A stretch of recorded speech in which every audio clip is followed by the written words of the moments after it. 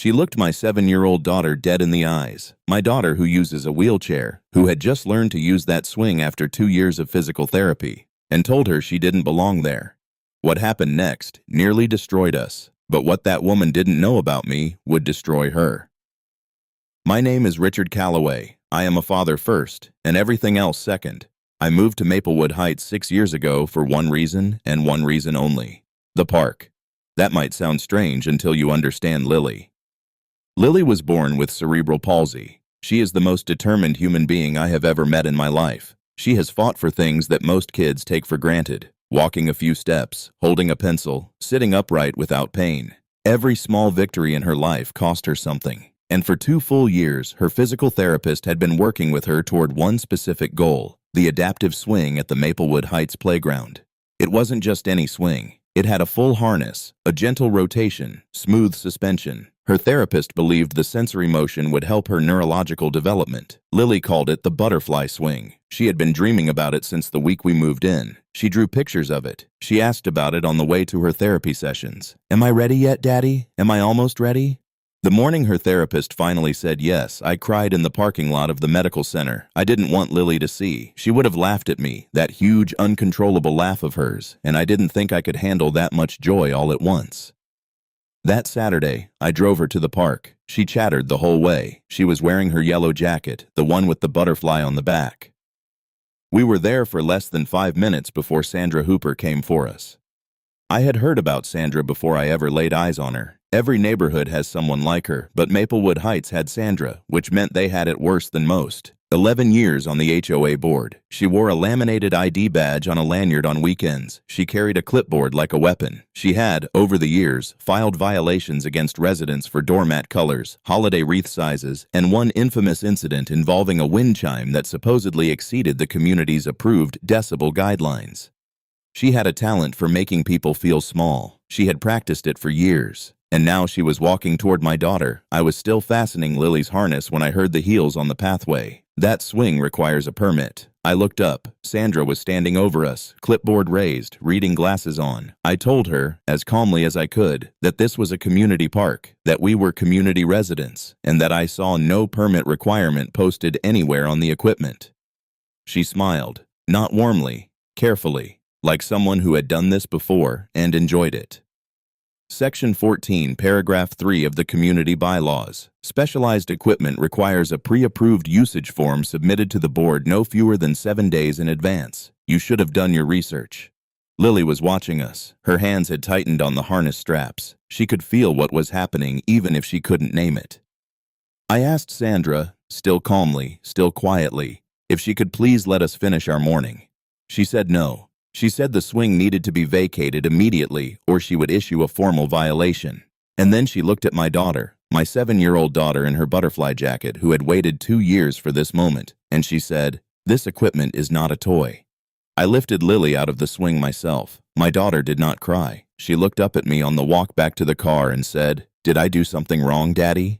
I told her no. I told her the lady had made a mistake. I kept my voice steady. I kept my face calm.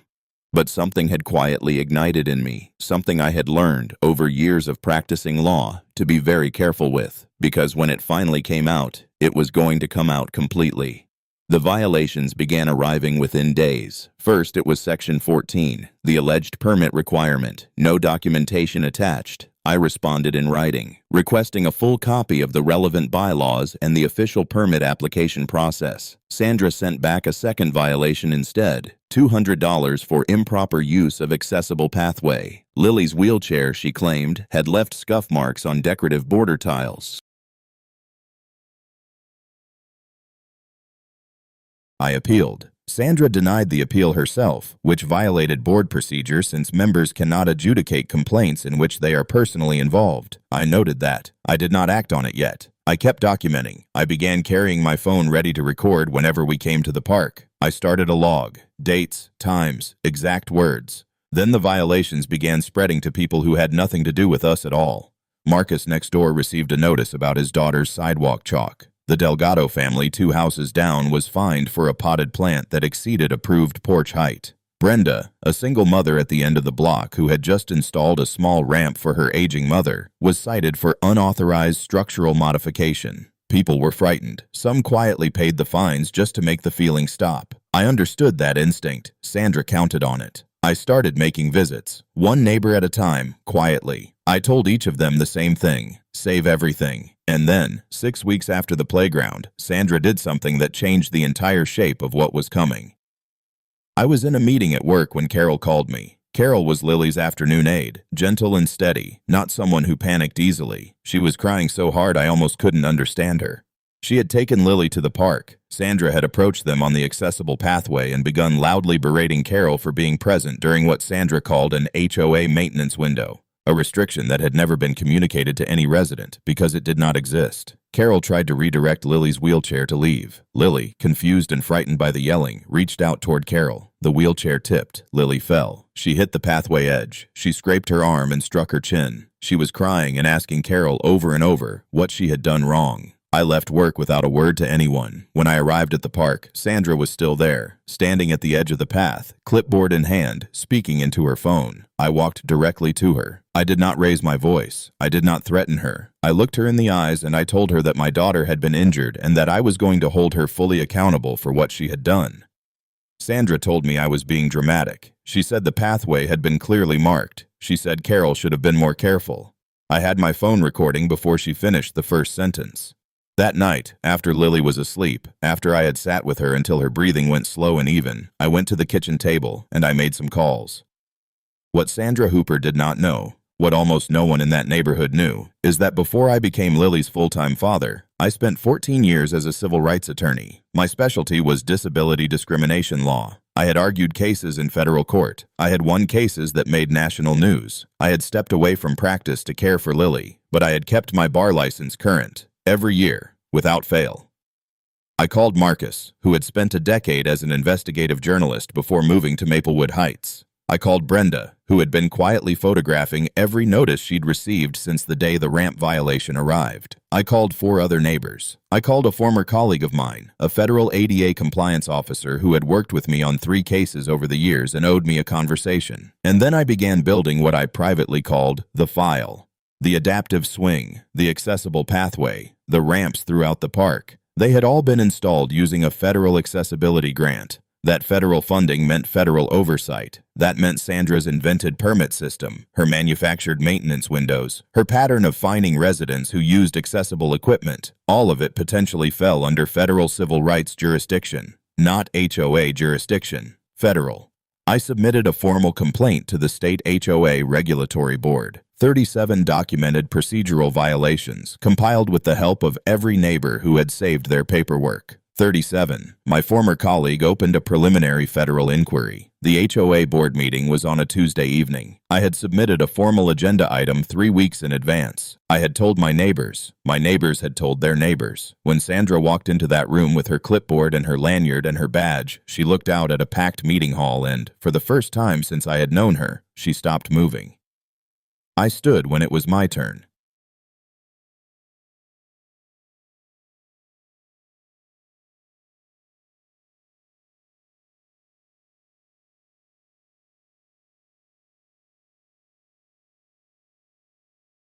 I presented every violation in order with documentation. I walked the board through the procedural breaches, the self-adjudicated appeals, the fabricated maintenance windows. I cited the federal accessibility guidelines Sandra's permit system had violated. I entered Carol's statement into the record. I entered Lily's medical report, and then I informed the board, quietly and precisely, that a federal inquiry was already underway and that they had a legal obligation to cooperate.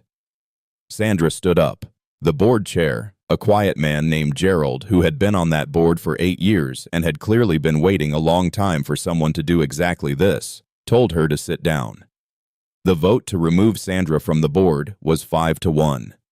Every fine issued under her invented permit system was voided. The HOA's accessibility policy was rewritten. Brenda's ramp citation was dismissed. The board issued written apologies to every resident who had received a fraudulent violation. Sandra was separately notified that the federal inquiry would proceed independently of the board's decision and that she would be contacted directly.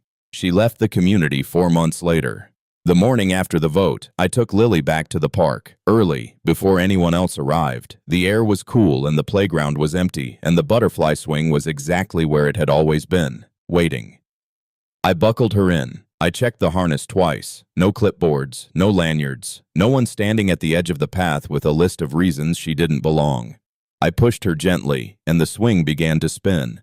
Lily threw her head back and laughed. That enormous, full-body laugh that still catches me off guard after 7 years, like it surprises even her.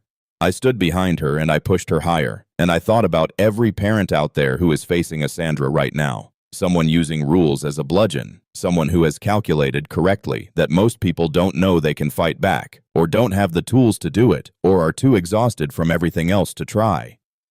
If that is you, document everything, every notice, every date, every exact word. Put your responses in writing always. Connect with your neighbors because you are almost never the only one. Know that HOA boards answer to state regulators. Know that accessibility law has federal teeth. Know that bullies who abuse process almost always leave a trail, and that trail is your evidence.